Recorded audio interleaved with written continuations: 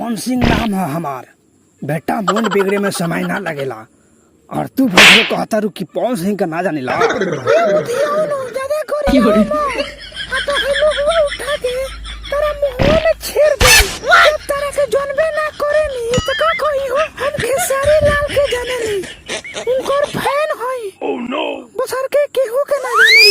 ओए हमरो के ना जाने लू।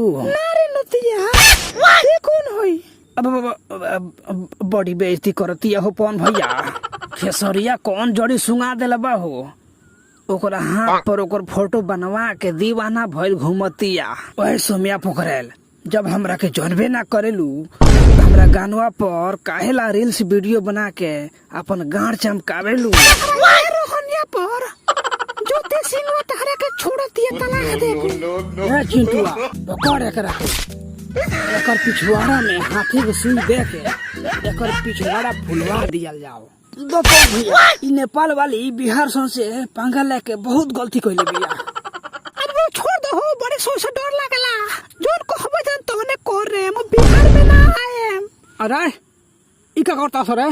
ए हमार मालिक आ छोड़ो सा ना तो साला तनी गांड फुला फुला मारा। छोड़ भाग रे साला खिसरिया आ गइल। भाग डांटा ले ले बा।